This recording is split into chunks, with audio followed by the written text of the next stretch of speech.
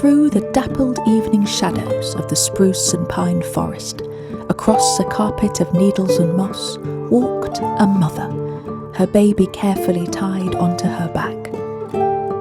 She could feel his soft breath against the back of her neck. He gurgled, and she couldn't resist. She had to look at him, her own lovely little thing.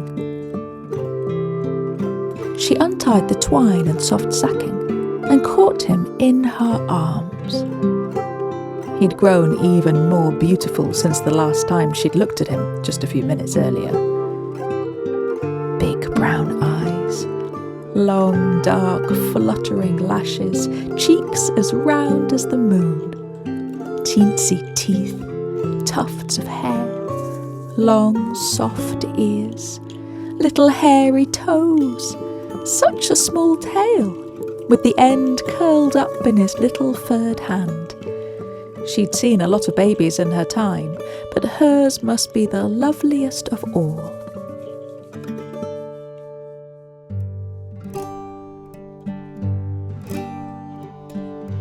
She was at the edge of a track and was about to cross over when she heard the clip-clop of hooves. 2 horses. On one, a man in a long coat and hat. On the other, a woman in a long skirt and tied-back hair. She was holding a small bundle. Must be a baby. The horses trotted closer. The mother knew she should hide, but she was curious. Could a human baby be as lovely as her baby? She peered out from behind a tree. The horses caught sight of her eyes like murky ponds, her nose like an overhanging cliff, huge, hairy, twitching ears. Terrified, they reared back. The man shouted, the woman shrieked, the bundle flew into the air, hit the ground and rolled, and landed by the troll mother's feet. She grabbed it and quickly pulled back into the forest as the horses, snorting and whinnying, galloped past.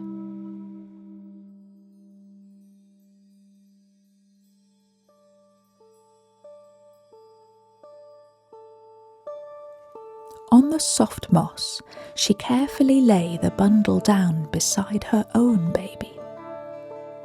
Now she'd see for herself. She unwrapped the blankets, and there, oh, big blue eyes, the softest head, little ears, a smile that melted her heart.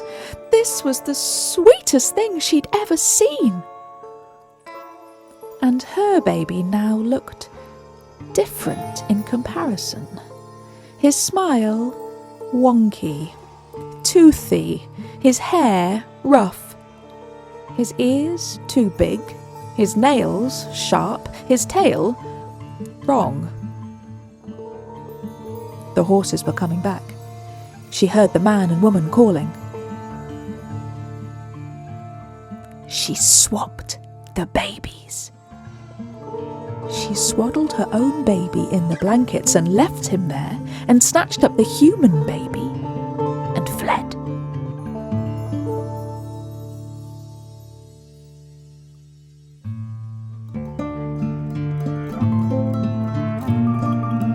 I can hear something, a crying there in the trees.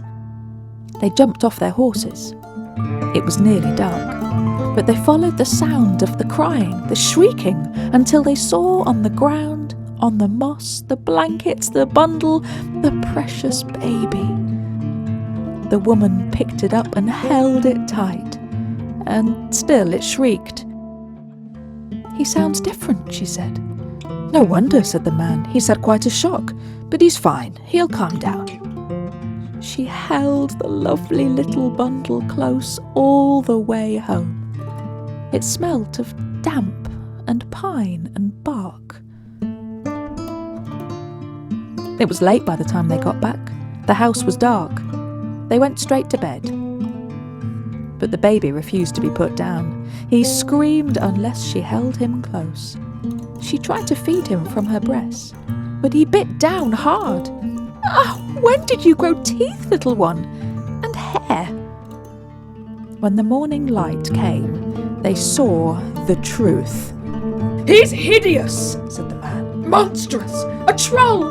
In your arms all night! While our little boy was out there in the forest." They saddled up the horses and galloped back through the forest, back to that same spot. They tied the horses to the trees. The woman found then that she was still holding the troll baby. The man snatched it from her and lay him down roughly on the ground and stormed into the forest. But the troll baby was so close to the horse's hooves, he could so easily be kicked. And so she moved him just a little bit, just out of reach, and then she followed her husband. "I found his rattle," he said. "He must have been holding it when you dropped him. The trolls must have taken him this way. Come on." They searched all day. Behind the lichen-covered boulders, in gaps under exposed roots, down animal holes, in cracks and nooks and caves. Nothing. It got dark. They had no choice but to head home. The woman picked up the troll baby. He felt a little bit cold. "Leave that here where it belongs," said the man. "But he's tiny. The wolves will have him." "Leave it." "He can't fend for himself." "Leave it, I said." "Fine. But then I stay here with him. The wolves can have me too." The man fell silent. He glared, and soon all three were riding home. The next day they searched, and the next, and the next, and the next, and the next, but nothing.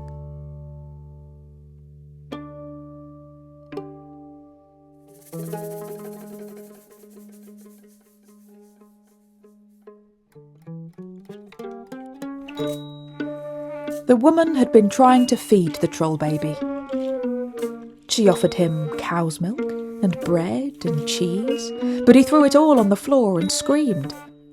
She tried biscuits and goat's butter, creamy mashed potatoes, cinnamon buns warm from the oven. He refused everything. But he must be hungry. "I can't bear that noise," said the man. "Put him in the barn." And so she took the troll baby into the barn and sat with him as he cried. The cat came in with a rat in its mouth. The troll baby fell silent and stared. The mother grabbed the dead rat, gave it to the troll baby, and delighted he gobbled it down, crunching with joy. She climbed a rickety old ladder and collected fat spiders for him. That evening, the man saw her up to her knees in the bog, catching frogs and toads in a bucket. "The trolls have taken my son and stolen my wife's mind too," he thought. By now, word had spread to the neighbouring farms about the changeling child, and the neighbours all came to have a nose and offer advice. "Give him porridge with pepper to make him sneeze." "Oh, whatever you do, don't hold him or pay him any attention, or it'll be worse for you." "You need to put him in an ice-cold bath." "No, a scalding hot bath to burn off the fur." "You must throw him on the fire on a Sunday night." "Give him honey laced with rat poison." "What you must do is whip him with a birch branch. Whip him till he bleeds and screams, and then keep on whipping. Only then will the troll mother come to take him away, and she'll give you back your baby." "But it's not his fault," said the mother. "He's a troll. Of course it's his fault. It's all his fault."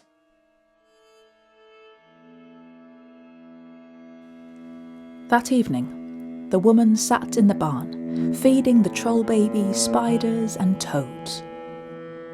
The man came in with a birch branch. "I'll do anything to get my son back. We have to try what they told us." "No," said the woman. But he pushed her out of the way.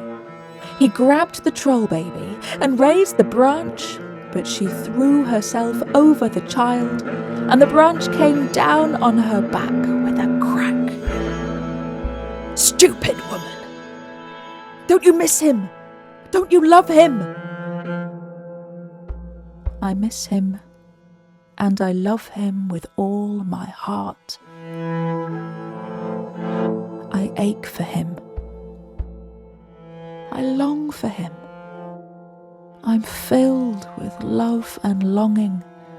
There's no space for anything else. This is someone's baby too.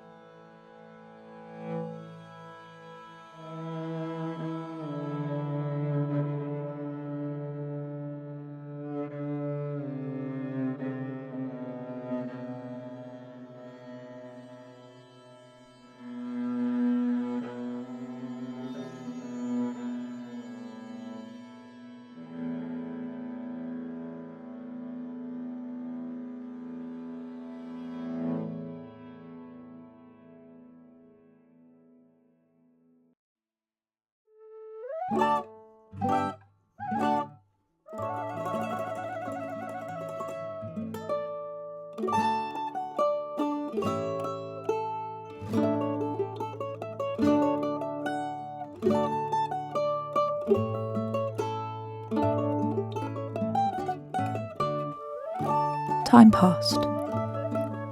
She carried the troll baby everywhere she went. He got heavier. He learnt to crawl and walk. He learnt to chase the dog and chase the cows and the goats and steal the horses' oats and throw the oats down the well and pull everything out of the cupboards and break everything precious. She followed him everywhere and made sure he didn't get kicked by the cows or bitten by the dog or beaten by one of the neighbours. They wouldn't speak to her anymore. They just scowled and whispered as they passed by. No one spoke to her anymore, not even her husband.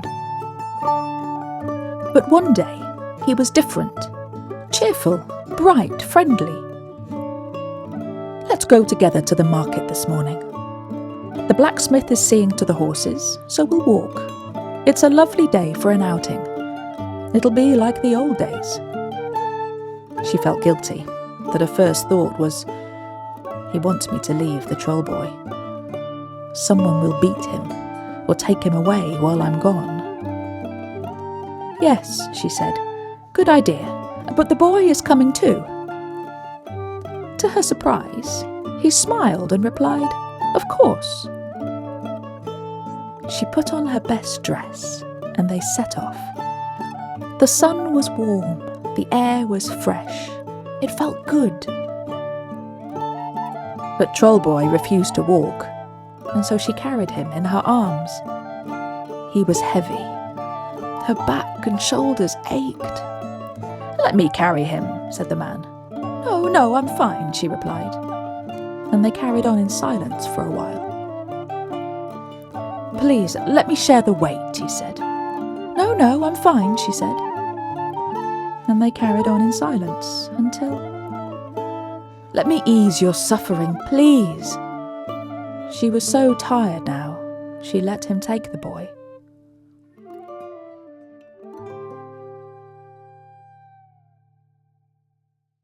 The path narrowed and led along the edge of a very deep, steep ravine. He walked ahead and held the child roughly with one arm close to the edge. The man laughed. He pretended to drop the child, but grabbed him just in time and carried on. What are you doing? Said the woman. We're just playing a little game. The child clung to him. He laughed. He pretended to drop him again. I'll take him now, she said. No, we're having fun, he replied. Trust me. And then he tripped. He let go of the boy. The boy screamed as he slipped from his arms down into the ravine. The woman threw herself forward, grabbed the child up into her arms and held him close. The man swung around. His face changed. He was so ugly, scowling with rage. "You didn't catch your own child when he fell, but you'll catch a troll." He stormed back home.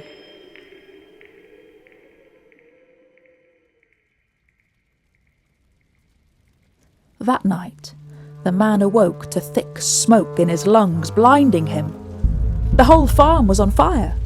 He got himself out, and the neighbours gathered around to watch. "Oh, I bet it was him, the troll boy. Always making little fires, always up to no good, I've seen him. Well, that'll be the end of him now. And her too. Good riddance."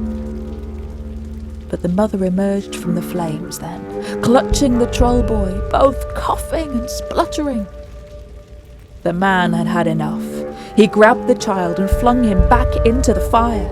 He tried to grab his wife too, to hold her back, but she was too fast, leaping back into the smoke. They watched as the glass windows shattered. The flames leapt up. When she emerged, her hair was burnt off, her head blackened, her hands bleeding and raw. What was left of her nightdress was still smouldering. She ran to the well as the others all watched. With great effort, she lifted a bucket of water and doused herself and the child. She saw a figure standing over her now. The man who'd once been her husband. Her life. "I'm leaving," he said. "I'll start a new life. I can't live with the troll, and you can't live without him." He turned and was gone. She had no words to speak. Nothing left. She let him go. She opened her heart and let everything go. Him, her home, her baby boy. She just held what she had, sleeping in her arms.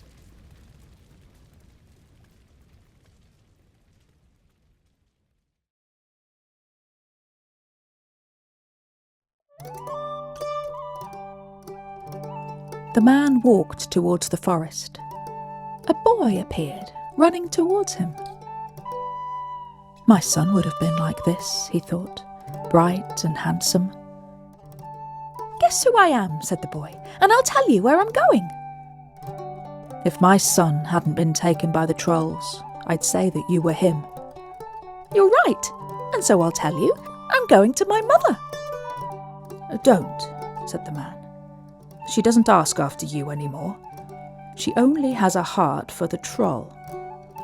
"Oh, really? Well, then I'd better come with you." His father picked him up, and they walked. "I'm glad you're not carrying me like you carried the troll boy." The man stopped. "What do you mean?" "You didn't see us, but we were there, walking on the other side of the ravine.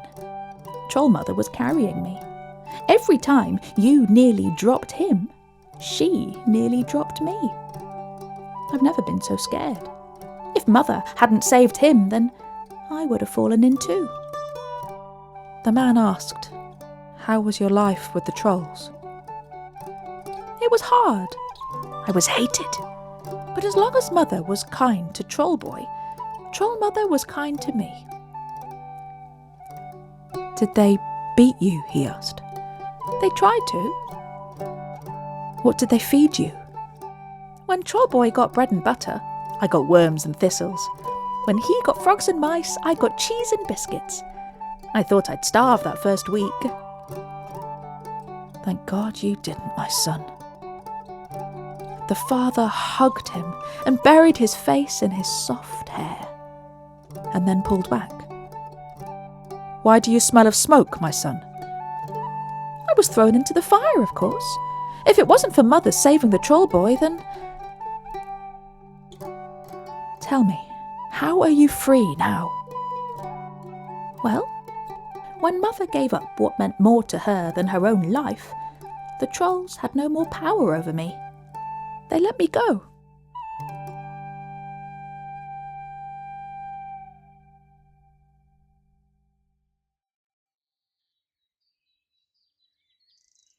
The woman sat, still as stone, heavy, numb. The troll boy was gone. But she didn't feel panic or worry. She knew he was safe now. She heard a man's voice in the distance, calling her name over and over. Getting closer now, it was a voice full of joy. She couldn't move. And then came a boy's voice. "Mother! Mother!" A voice she'd never heard, but a voice she knew.